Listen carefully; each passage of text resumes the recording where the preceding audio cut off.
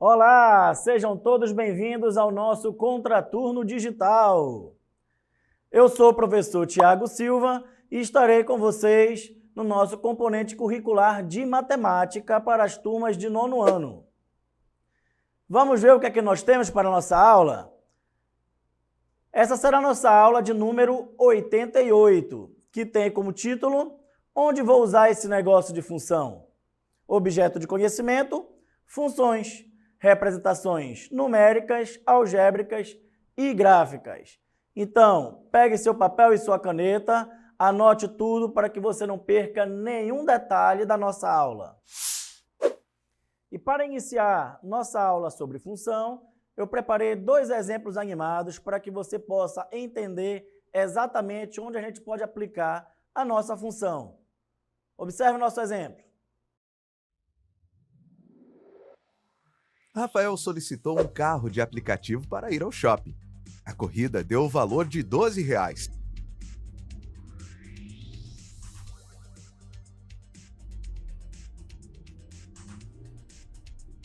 Enquanto isso, Ana, sua vizinha, estava indo viajar e solicitou no aplicativo uma corrida para o aeroporto que custou R$ 39,60. Você reparou que a viagem de 7 quilômetros custou R$12 e a viagem de 30 quilômetros custou R$ 39,60? Por que isso? Isso porque o valor da viagem está em função da distância. Ou seja, quanto maior for a distância da viagem, maior é o seu valor.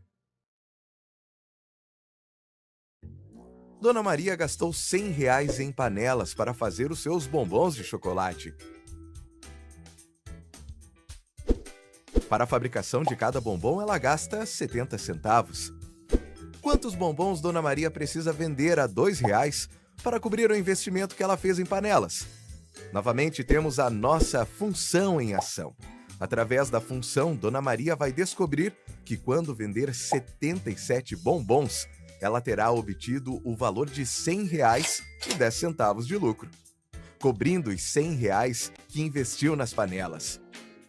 Logo, dizemos que a função receita Rx está em função da quantidade de bombons vendidos.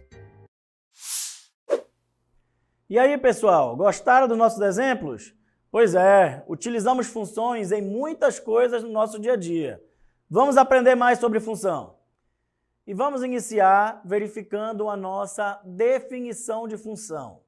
Nossa definição de função diz o seguinte: dados 2 conjuntos não vazios, A e B, uma função de A em B é uma relação que associa cada elemento x de A a um único elemento y de B. Então, aqui nós temos nosso conjunto A, que tem elemento x, nosso conjunto B, que tem elemento y. Essa relação de x em y nós chamamos de função. E aí, como você pode ver aí embaixo, ó, f, que é função, a setinha b significa função de A em B. Ou seja, nós temos f de x igual a y. Para cada valor de x em A, nós vamos ter um correspondente y em B, certo? Então, nós vamos verificar aqui em alguns exemplos para a gente aprender se essa relação é função ou não é função. Como é que a gente vai descobrir se é função ou não? Se a nossa definição for satisfeita, é função. Se ela não for satisfeita, não é função. Basicamente, nós temos 2 detalhes para verificar.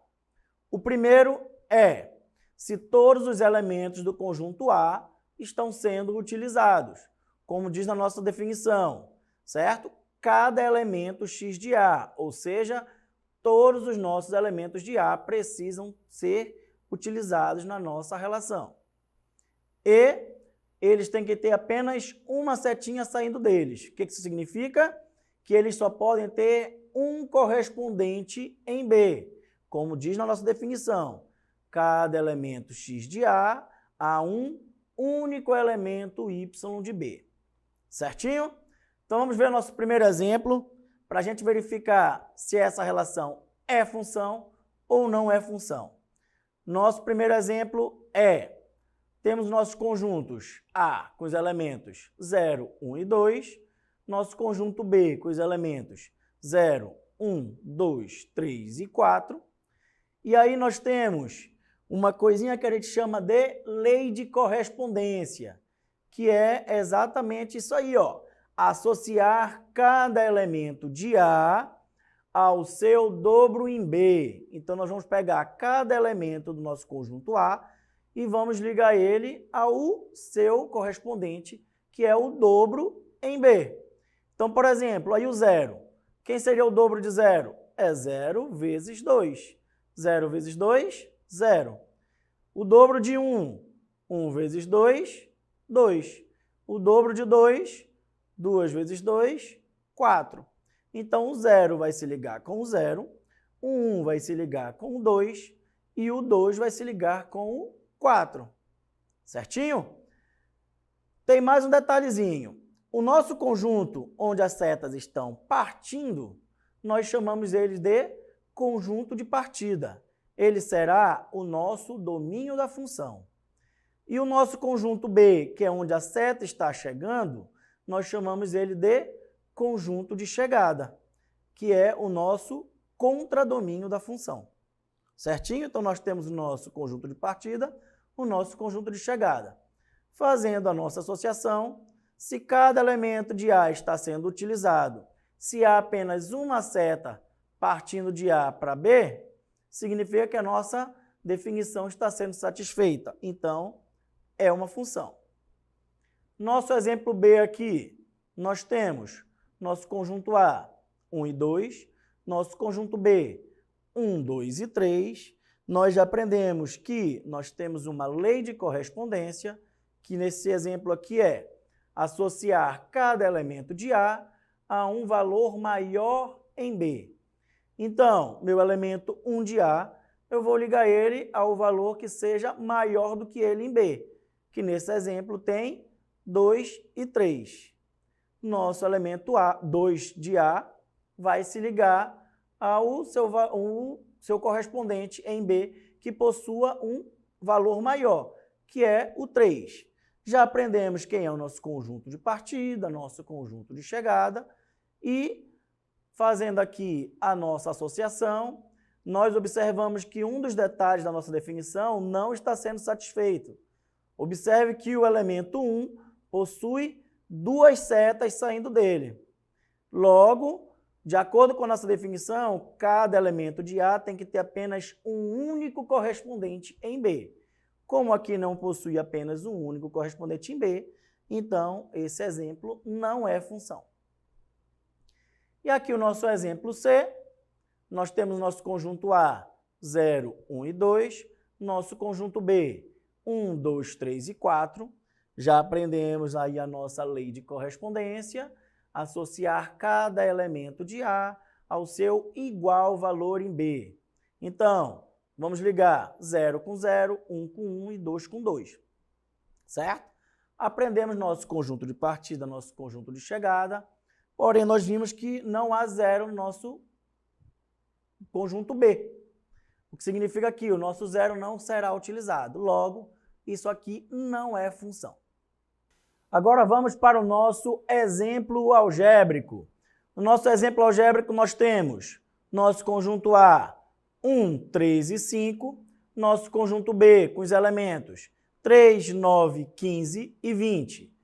Função de A em B, e aqui a nossa lei de correspondência é f de x é igual a 3 vezes x.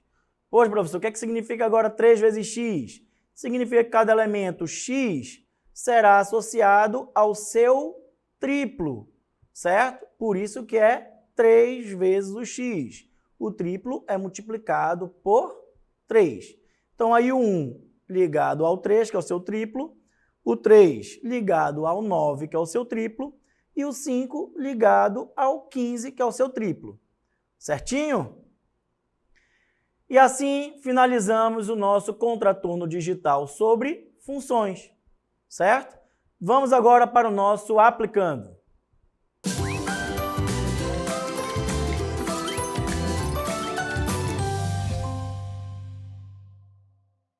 E para o nosso aplicando, eu trouxe uma questão daqui do nosso SEMEAN de 2023. Dada a função f de x igual a 3x menos 2, qual o valor de y para x igual a 5? Vale lembrar que f de x é igual a y, ou seja, eu poderia muito bem falar na questão que, dada a função y igual a 3x menos 2, qual o valor de y para x igual a 5? Sendo assim, seria a mesma coisa, porque f de x é igual a y. E como é que a gente resolveria? Basta a gente substituir o valor dado na questão, que é x igual a 5, dentro da nossa função. Aí nós temos como alternativas, letra A, 10, letra B, 12, letra C, 13 e letra D, 15. Certinho? Vamos lá ver qual é o nosso gabarito? Nosso gabarito, a alternativa correta é a letra C, igual a 13. Por que que é C igual a 13? Porque a gente substituindo o x pelo 5, nós temos que o f de 5, já que antes era f de x, como agora x é igual a 5, f de 5 é igual a 3 vezes 5 menos 2. 3 vezes 5 igual a 15, menos 2, 13. Basta a gente verificar uma pequena observação aí, ó. Vale lembrar que entre o número e a letra há a operação de multiplicação, ou seja, quando a gente viu 3x é o mesmo do que 3 vezes x, que nesse nosso caso o x é 5. Então, 3 vezes 5 deu 15, menos 2, 13. Esse foi o nosso aplicando de hoje. Vamos às nossas considerações finais. E para as nossas considerações finais, eu trouxe alguns tópicos de função, ok? Para que a gente possa verificar e ver cada detalhe do nosso conteúdo de função. Primeiro detalhe que eu trouxe para vocês é f de x é igual a y, para que você não esqueça. Sempre que você vê f de x e no final, às vezes, da questão diz qual o valor de y, você precisa ter em mente que f de x ele é igual a y, ou seja, o meu f de x e o meu y é a mesma coisa. Nosso segundo detalhe é que o nosso assunto de função você utiliza muito no nosso dia a dia, certo? Então, para várias coisas que nós temos no nosso dia a dia, nós vamos poder verificar que nós estamos utilizando função, como nós vimos no nosso exemplo animado.